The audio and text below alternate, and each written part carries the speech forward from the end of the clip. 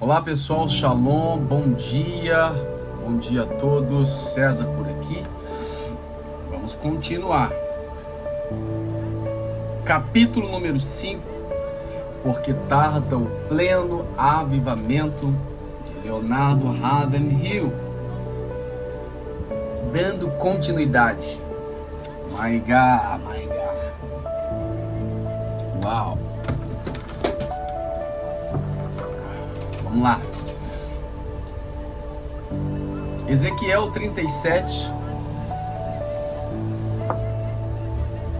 A Bíblia diz. Mas o título antes. Olha isso, que absurdo. Pensa numa mensagem que isso aqui dá. Um avivamento em monte de ossos. Dá pra ver? Aqui. Um avivamento em um monte de ossos. Capítulo número 5. Ezequiel 37, veio sobre mim a mão do Senhor. Uau! E ele me levou pelo Espírito e me deixou no centro, no meio de um vale que estava cheio de ossos. Eram esses ossos numerosos e estavam sequíssimos. Disse-me ele, Ezequiel, profetiza a esses ossos e diz a esses ossos, ouvi a palavra do Senhor. Então profetizei, segundo me for ordenado pelo Senhor.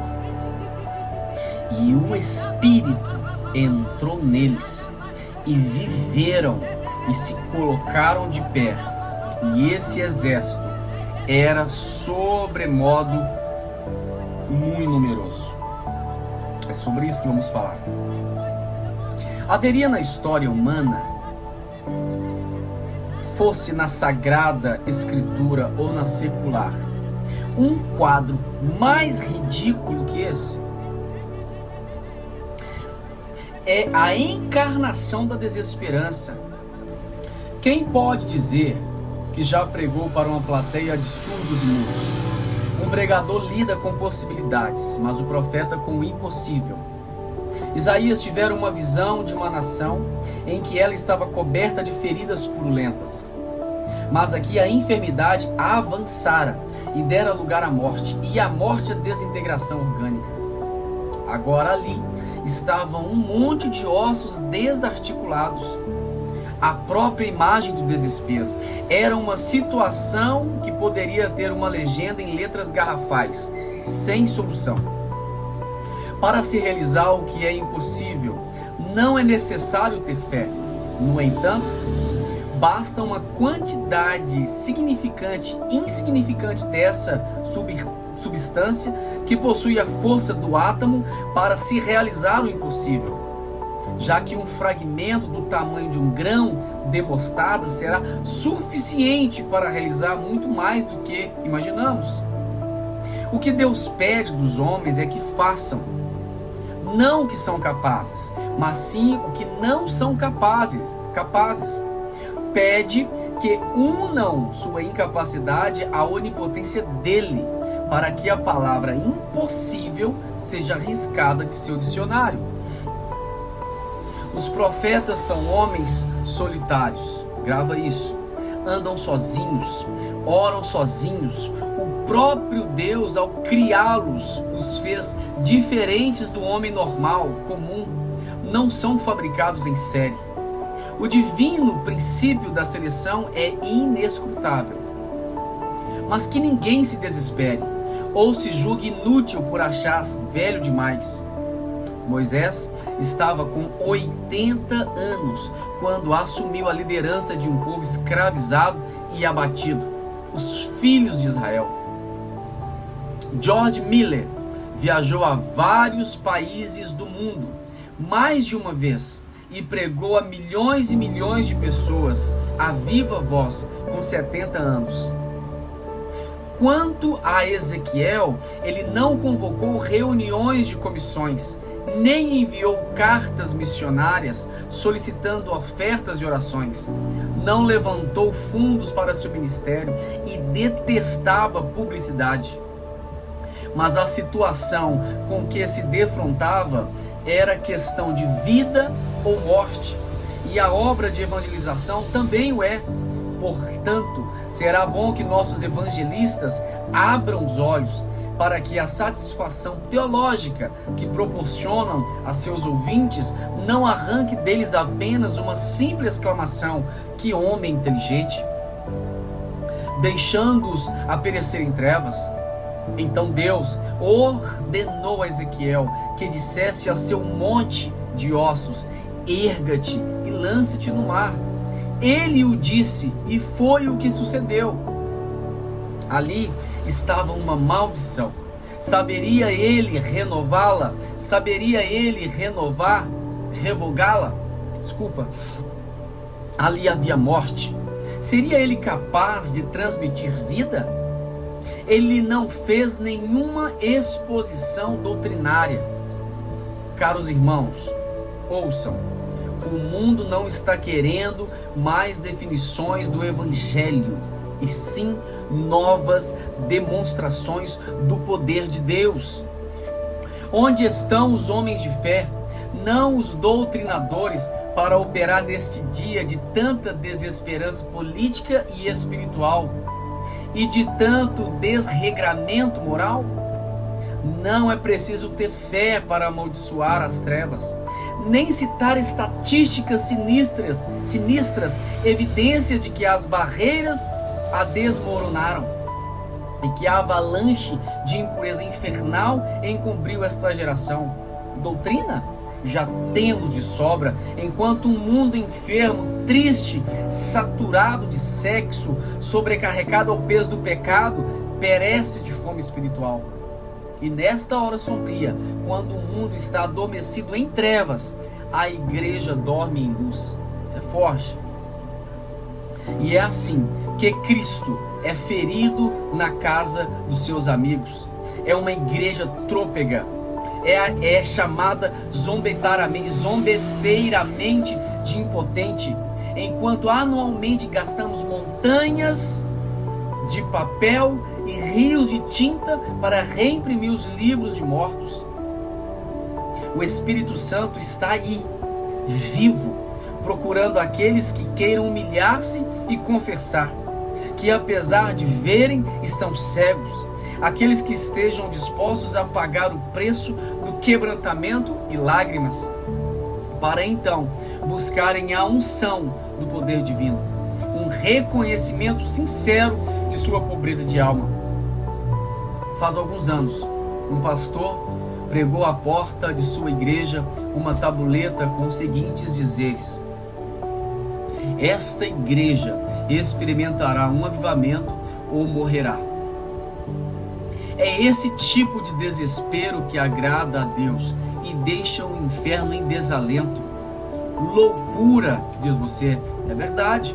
Uma igreja sóbria demais não tem valor algum. Nesses dias estamos precisando de homens bêbados com o poder do Espírito Santo. Será que Wesley, Whitefield, Finney, Hudson Taylor foram pessoas excepcionais? De modo algum. Se entendo corretamente o livro de Atos, eles eram homens muito normais. Parece que a bomba atômica perturbou todo mundo, menos a igreja.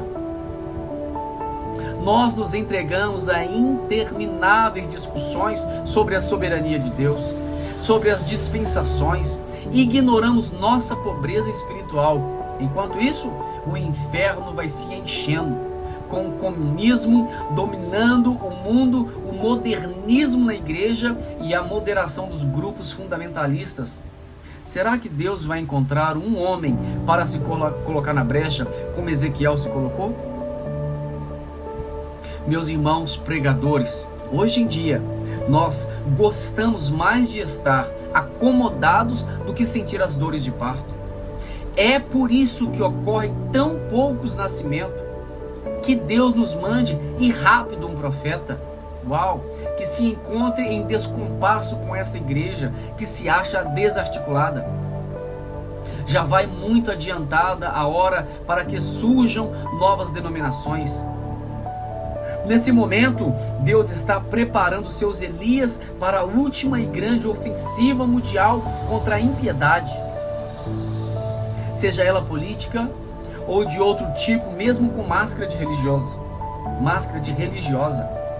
O último e grande avivamento, gerado e operado pelo Espírito Santo, será o rompimento dos velhos odres, do sectarismo pelo vinho novo do Senhor. Aleluia!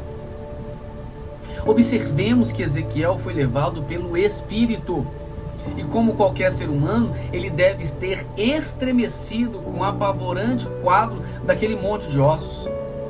Mas da fé do profeta dependia o destino de milhares, talvez milhões de pessoas da fé dele, não de suas orações.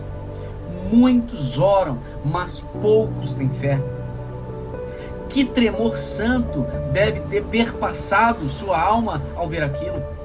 De espectadores apenas o céu e o inferno. Se Ezequiel vivesse em nossos dias, certamente iria tirar uma fotografia deles para a imprensa. Depois, preocupado com as estatísticas, ele iria contar os ossos. E quando as coisas começassem a se agitar, iria chamar outros para vê-lo operar, para que o colocassem na ordem certa no ranking mundial dos evangelistas. Mas Ezequiel não agiu assim. Vejamos o que ele diz. Então, eu profetizei segundo o que me foi ordenado. Aí está a questão. Ele se tornou um tolo para Deus. Ossos secos, ouvi a palavra do Senhor. Olha que loucura. É insanidade total. Ele disse para os ossos, ouvi. Embora eles não tivessem ouvidos. O profeta fez o que lhe fora ordenado. Mas nós, para evitarmos constrangimento, modificamos as ordens de Deus. E assim passamos uma vergonha maior. Mas Ezequiel obedeceu e Deus operou como sempre. Houve um ruído. Disso nós gostaríamos. Mas ele não confundiu barulho com criação, nem atividade com unção, nem agitação com avivamento. Deus poderia ter inflamado vida nesse monte de ossos com apenas um sopro de seus lábios onipotentes, mas não.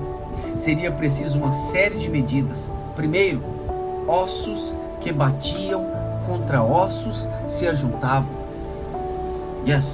Cada osso a seu osso. Agora já não são mais monte de ossos. Um fenômeno desses não deixaria desorientado? Mas não Ezequiel. Mas de que vale um bando de esqueletos? Eles poderiam por acaso lutar nas guerras do Senhor? Será que tal estágio poderiam honrar o nome de Deus? Hoje, em nossas igrejas, há muitos guias cegos contando esqueletos que vão à frente. Estão andando, claro, mas ainda não nasceram. Ao ver suas lágrimas dizendo, creia nessa promessa, contudo ainda não possuem vida. Falta carne sobre os esqueletos. Depois revestiram-se de pele. E ainda assim teremos apenas um vale cheio. Ainda assim teremos um vale cheio de cadáveres. Seriam eles de algum valor para Deus? Por enquanto não. Tem olhos, mas não veem. Mãos, não podem lutar. Possuem pés, mas não caminham. É nesse estado que aqueles que vão à frente, caso não ocorra um último ato, profetizei como ele me ordenara. Ezequiel profetizou, Ezequiel perseverou e resistiu ao ataque das dúvidas. Em vez de se sentir desanimado à vista dos esqueletos e cadáveres, acreditou que Deus estava com ele e a sós com Deus perseverou. profetizei como ele me ordenara, e o Espírito entrou neles, e viveram. Uau! E hoje, quem é que pode dizer isso? Profetizei como ele me ordenara, e eles viveram. Nós, os pregadores, podemos facilmente atrair multidões com vistosos cartazes de propaganda, música, divulgações, pregações pelo rádio. Conseguimos isso. No entanto, nem ao menos temos certeza de que ele nos chamou para o ministério. Estamos sentindo de fato, de todo o coração, um peso pelos que estão se perdendo? Será que o fato de que 85 pessoas estão morrendo sem Cristo a cada momento nos causa pesar? Transforma nosso cântico em lamento e coloca nós em espírito angustiado? Será que neste exato momento poderíamos fitar o rosto do Deus vivo, aleluia, já que ele está sempre olhando para nós, veja isso, e dizer: ai de mim se eu não pregar o evangelho? Será que poderíamos realmente afirmar: o Espírito Santo, uau, my God, meu Deus, é forte essa passagem aqui. Sinto a presença de Deus. My God, vamos tentar. Sim, Deus. Ai de mim se eu não pregar o evangelho. Será que poderíamos realmente afirmar: o Espírito do Senhor está sobre mim? Ele me ungiu para pregar o evangelho? Somos conhecidos no inferno? Essa é a pergunta. Eu quero dizer, será que os demônios podem dizer: eu conheço Jesus e sei quem é Paulo? Ou será que quando pregamos eles indagam: e vós, quem sois? Responda isso para Deus. As pitonisas políticas não nos oferecem augúrios muitos auspiciosos. Essas duas palavras aí, pesquisam sobre ela. Os maiores estadistas do mundo hoje estão tentando cantarolar para ver se conservam o ânimo um pouco mais elevado. O cidadão comum observa tudo confuso, enquanto as diversas seitas tentam mostrar-lhe o caminho do céu, cada uma à sua maneira. E esse cidadão já ouviu pregação do evangelho com os ouvidos físicos, mas os seus olhos nunca viram. A sua alma nunca experimentou a visitação de Deus. E ele tem todo o direito de perguntar: onde está o seu Deus? O que lhe responderemos?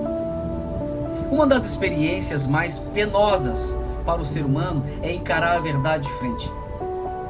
Achamos tão acostumados às pregações que, ao ouvirmos um sermão, quase já sabemos o que o pregador irá dizer no momento seguinte. Mas a espada dele está cega, se comparada com a verdade do esgume que nos oferece o Espírito Santo. Uau! Temos a impressão de que os pastores e pregadores do mundo todos já levantaram o mesmo clamor de desalento à vista da ineficiência do evangelismo moderno. Talvez pudéssemos até denominá-lo evangelismo relâmpago. Por uns instantes produz um brilho instante, mas logo se apaga. Olha aí. É possível ainda que haja um sopro de vida, de avivamento nas igrejas? Mas não estamos conseguindo despertamento entre os milhões de povos sem Deus. É verdade que milhares e milhares de pessoas estão assistindo à nossa campanha de evangelismo em massa. Mas na maioria são crentes ou gente que frequenta a igreja. O que precisamos é de um novo General Bolt que atinja os perdidos, tanto ricos como pobres. Os crentes do passado costumavam cantar um hino que dizia: bem-aventurado aqueles que de coração quebrantado, com profundo sentimento, choram seu pecado. nessas linhas, estão contidos 3 elementos vitais: coração quebrantado, choro e pecado. O desprezará, voltando. Primeiro, o coração compungido e contrito não desprezará, ó Deus. Aliás, ele só usa vasos quebrados. Quando Jesus multiplicou o pão primeiro, pegou os pães do menino e partiu. Pega essa visão. E só então pôde alimentar a multidão. O vaso de alabastro é outro exemplo. Só depois que ele foi quebrado, o aroma encheu o aposento. De novo. E o resto do mundo, continuando, e o resto do mundo. E Jesus também disse: isto é o meu corpo que é partido por vós. Se para o Senhor foi assim, não deverá ser também para os servos? Pois quando procuramos salvar nossa vida, não apenas a perderemos, mas também destruiremos a de outros. Voltando. Pois quando procuramos salvar nossa vida, não apenas a perdemos, mas também a destruímos a de outros.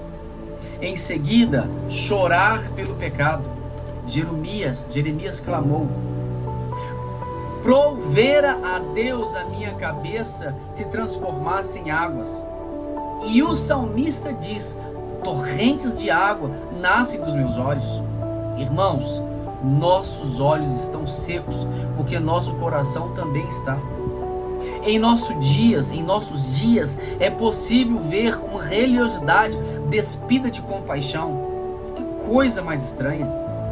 Certa vez, alguns oficiais do exército da salvação escreveram a William Booth, dizendo que haviam empregado todos os métodos possíveis para levar pessoas a Cristo e nada.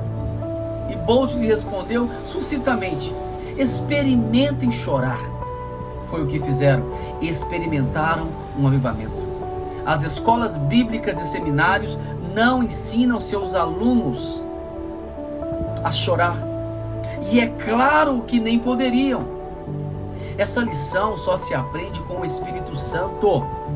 E qualquer pregador, por mais título e doutorado que possua, não conseguirá muitas coisas enquanto não experimentar uma profunda amargura de alma por causa dos pecados que se cometem hoje. Uma oração de David Livingstone fazia sempre e era assim: Senhor, quando irá cicatrizar a chaga do pecado deste mundo? Uau! E nós, acaso sentimos o peso da perdição da humanidade quando oramos? Será que ensopamos de lágrima o travesseiro com uma agonizante intercessão, como fazia John Whitty? Conta-se que quando Andrew Bonar, deitado em seu leito, ouvia as pessoas caminhando pelas ruas nos sábados à noite, dirigindo para os bares ou teatro, sentia o coração pesado e clamava: eles estão perdidos, Senhor. Infelizmente, irmãos, não possuímos esse peso pelos perdidos. A maioria dos crentes conhece apenas uma longa sequência de pregações eloquentes.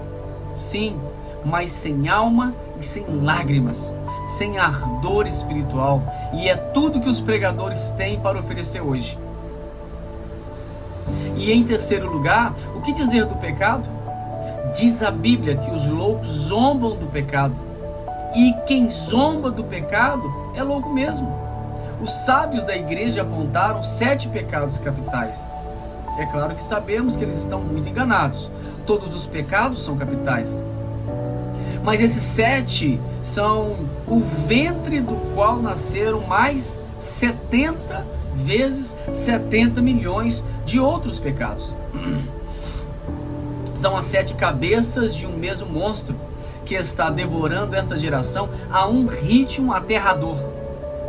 Estamos vendo uma multidão amante de prazeres que não ligam a mínima para Deus, enfatuados com seu pseudo-intelectualismo, totalmente indiferente às coisas espirituais. Eles rejeitam os padrões de moralidade vigente. Caímos de joelhos, irmãos. Abandonemos a louca ideia de borrifar perfumes na impiedade individual e internacional com nossas colônicas teológicas. Corremos para toda essa putrefação, rios de lágrimas, de oração e de pregações ungidas para que seja purificada. E aqui, a partir de então, temos um hino. Há pecado no raial, há alta traição. Terei sido eu? Serei eu? Em nossas fileiras o pecado causa derrota e estagnação. Estará ele em mim, Senhor? Há coisas condenadas, capa e ouro.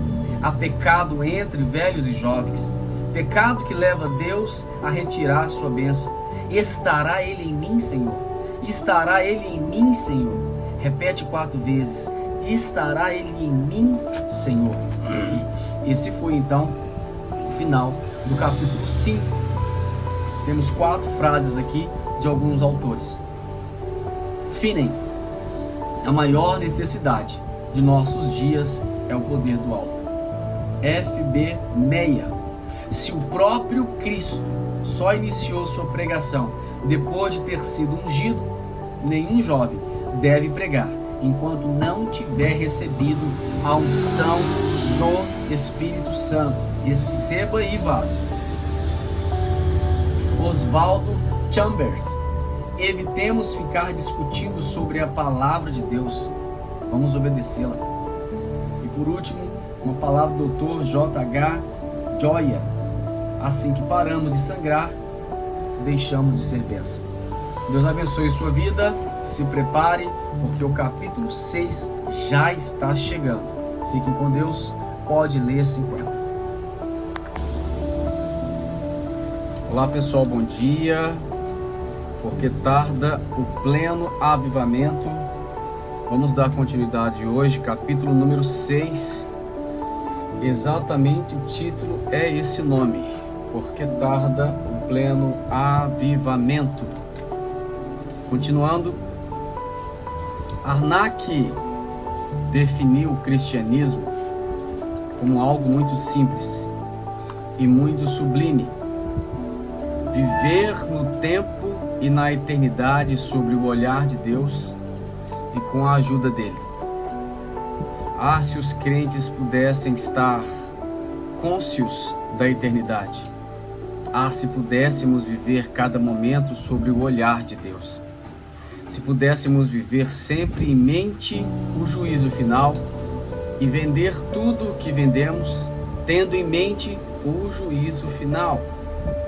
E fazer todas as nossas orações, dar o dízimo de tudo que possuímos, tendo em mente o juízo final. Se nós pregadores preparássemos nossas mensagens com um olho voltado para a humanidade perdida e outro para o trono do juízo, então experimentaríamos um avivamento operado pelo Espírito Santo, que abalaria esta terra e que em pouco tempo salvaria milhões e milhões de vidas preciosas. A baixa moralidade prevalente hoje em dia, bem como as tentativas das diversas seitas e cultos de dominar o mundo, deveriam deixar-nos alarmados. Alguém já disse, e com razão, que existe apenas 3 tipos de pessoas no mundo: os que têm medo, os que não conhecem a realidade o suficiente para chegar a ter medo, e os que conhecem a Bíblia. Sodoma, onde não havia Bíblia, nem pastores, nem folhetos, nem reuniões de oração, nem igrejas, pereceu. Como será que os Estados Unidos e a Inglaterra vão escapar da ira de Deus? Aqui temos milhões de Bíblias, centenas de milhares de igrejas, um sem número de pregadores e quanto pecado. Os homens constroem nossos templos, mas não entram neles. Imprimem Bíblias, mas não leem. Falam de Deus, mas não creem nele. Conversam a respeito de Cristo, mas não confiam nele para a salvação. Cantam nossos hinos, mas depois esquecem onde é que vamos parar com tudo isso. Uau! Em quase todos os seminários de estudos bíblicos, hoje a igreja atual é descrita nos termos da carta aos Efésios. Afirma-se que, apesar de toda a nossa carnalidade e pecado, estamos sentados com Cristo nos lugares celestiais. Que mentira! Somos Efésios? Sim, mas da igreja de Éfeso do Apocalipse, aquela que abandonou seu primeiro amor. Fazemos concessões ao pecado em vez de fazermos oposição a ele. Olha que forte. E nossa sociedade licenciosa, libertina, leviana nunca se curvará diante dessa igreja fria, carnal, crítica. Paremos de ficar procurando desculpa para nosso fracasso. A culpa pelo declínio da moralidade não é do cinema e da televisão. A culpa pela atual corrupção e da depravação internacional é toda da igreja. Ela não é mais um espinho nas ilhargas do mundo. E não foi nos momentos de popularidade que a verdadeira igreja triunfou, mas, sim, nas horas de adversidade. Como podemos ser tão ingênuos a ponto de pensar que a igreja está apresentando aos homens o padrão estabelecido por Jesus no Novo Testamento, com esse baixo padrão de espiritualidade que ela ostenta? A pergunta é: por que tarda o pleno avivamento? A resposta é simples, muito simples. Tarda porque os pregadores e evangelistas estão mais preocupados com dinheiro, fama e aceitação pessoal do que levar os perdidos ao arrependimento. Tarda porque nossos cultos evangelísticos parecem mais shows teatrais do que pregação do evangelho. O avivamento tarda porque os evangelistas de hoje têm receio de falar contra as falsas religiões. Elias zombou dos profetas de Baal, debochou de sua incapacidade de fazer chover. Seria melhor que saíssemos à noite, como fez Gideão, e derrubássemos os postes-ídolos dos falsos deuses, do que deixar de realizar a vontade de Deus. As seitas anticristãs e as religiões ímpias dessa nossa hora final constituem um insulto contra Deus. Será que ninguém fará soar o alarme? Por que não protestamos? Se tivéssemos metade da importância que julgamos ter, 1/10 do poder que pensamos possuir, estaríamos recebendo um batismo de sangue, tanto quanto de água e de fogo.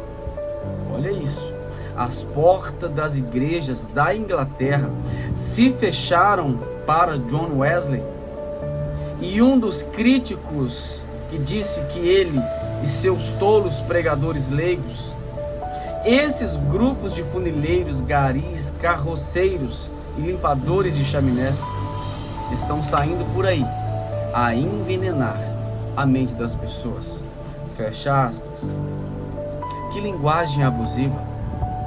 Mas John Wesley não tinha medo nem de homens e nem de demônios. Se George Whitefield era ridicularizado nas peças de teatro da Inglaterra da maneira mais vergonhosa possível, e se os cristãos do Novo Testamento foram apedrejados e sofreram todo tipo de ignomia, de raiva, de repúdio, por que será que nós hoje em dia não provocamos mais a ira no inferno? Já que o pecado e os pecadores continuam sempre os mesmos? Uau! Por que será que somos tão gelados e enfadonhos? É bem verdade que pode haver muito tumulto sem avivamento, mas a luz do ensino bíblico é da história da igreja. Não podemos ter avivamento sem tumulto. O avivamento tarda, porque não temos mais intensidade e fervor na oração. Há algum tempo, um famoso pregador, ao iniciar uma série de conferências, fez a seguinte declaração: vim para esta série de conferências com grande desejo de orar. Agora peço àqueles que gostariam de carregar junto comigo esse peso, que ergam uma das mãos e que ninguém seja hipócrita. Um bom número de pessoas levantou a mão, mas lá pelo meio da semana, quando alguns resolveram promover uma vigília, o grande pregador foi dormir. Que hipócrita, que hipocrisia! Já não existe mais integridade, tudo é superficial. O fator que mais retarda a vinda de um avivamento do Espírito Santo é essa ausência de angústia de alma. Em vez de buscarmos a propagação do reino de Deus, estamos fazendo mais propaganda. Que loucura! Quando Tiago disse em 5,17, disse que Elias orou, estava acrescentando um valioso adendo à biografia dele registrada no Antigo Testamento. Sem essa observação, ao lermos ali, Elias profetizou, entre aspas e fecha, concluiríamos que a oração não fez parte da vida dele. Em nossas orações, ainda não resistimos até ao sangue, não mesmo. Como diz Lutero, nem ao menos fizemos suar nossa alma. Oramos com uma atitude tipo, o que vier está bom. Deixamos tudo ao acaso. Nossas orações não custam nada. Nem mesmo demonstramos forte desejo de orar. Fica tudo na dependência de nossa disposição e por isso oramos de forma intermitente e espamódica. A única forma diante da qual Deus se rende é a oração. Escrevemos muito sobre o poder da oração, não é mesmo? Mas ao orar, não temos aquele espírito de luta. Nós fazemos tudo. Exibimos nossos dons espirituais ou naturais, expomos nossas opiniões políticas ou religiosas, pregamos sermões ou escrevemos livros para corrigir desvios doutrinários. Mas quem orar e atacar a fortaleza do inferno, quem irá fazer isso? Quem irá resistir ao diabo? Quem quer privar-se de alimento, descanso e lazer, para que os infernos o vejam lutando, envergonhando os demônios, libertando os cativos, esvaziando o inferno, sofrendo as dores de parto para deixar atrás de si uma fileira de pessoas lavadas pelo sangue de Cristo? Quem fará isso? Em último lugar, o avivamento tarda porque roubamos a glória que pertence a Deus. Refletimos um pouco sobre essas palavras de Jesus. Abre aspas, eu não aceito glória que vem dos homens. Como podeis crer vós que aceitais glórias uns dos outros, e contudo não procurais a glória que vem de Deus? João 5, 41 e 44. Recomendo você ler de novo. Chega de toda essa autopromoção dos púlpitos. Chega de tanto exaltar meu programa de rádio, minha igreja, meus livros. Ah, que repulsiva demonstração carnal vemos nos púlpitos. Hoje temos o grande privilégio e os pregadores aceitam isso. Não, eles já o esperam. E se esquecem de que só estão ali pela graça de Deus. E a verdade é que quando ouvimos tais homens pregar, notamos que nunca ficaríamos sabendo que eram tão importantes se não tivessem sido apresentados como tal. Coitado de Deus, ele não está recebendo muita glória. Então, porque ele ainda não cumpriu sua terrível mas bendita ameaça de que iria vomitar-nos da sua boca? Nós fracassamos, estamos impuros, apreciamos os louvores dos homens, buscamos nossos próprios interesses. Ó Deus, liberta-nos dessa existência egoísta e egocêntrica. Dai-nos a bênção do quebrantamento. O juízo deve começar por nós, pelos pregadores. Final do capítulo 6. Pequeno, mas muito impactante. Palavra de Dr. Moffat Guthrie. O Evangelho não é uma história velha, contada e recontada. Não. É o fogo do Espírito que arde em nós, alimentado pelas chamas do amor eterno. E ai de nós, se esse fogo baixar pelo fato de não ouvirmos o dom de Deus que há em nós. Samuel Chandinsky. O maior milagre ocorrido naquele dia de Pentecostes foi a transformação que se operou nos discípulos que aguardavam a promessa de Deus. Aquele batismo de fogo transformou a vida deles. Ainda Samuel Chandinsky fala o seguinte: o verdadeiro sinal do cristianismo não é uma cruz, mas uma língua de fogo. Nossa, isso é forte, hein? Não sei pronunciar bem esse nome, mas vamos lá. Archibald Brown é o nome desse autor dessa frase. O Evangelho é um fato, portanto vamos expô-lo com simplicidade. O Evangelho é alegre, portanto vamos falar dele com alegria.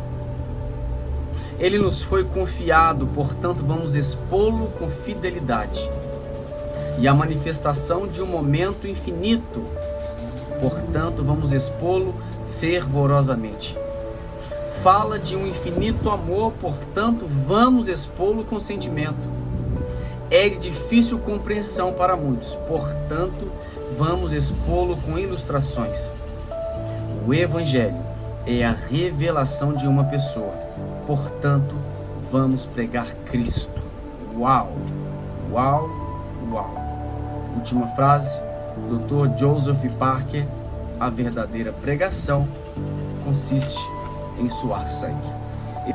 Ok, amém. Esse foi o capítulo número 6. Bora para o próximo. Deus abençoe a todos. Vamos lá.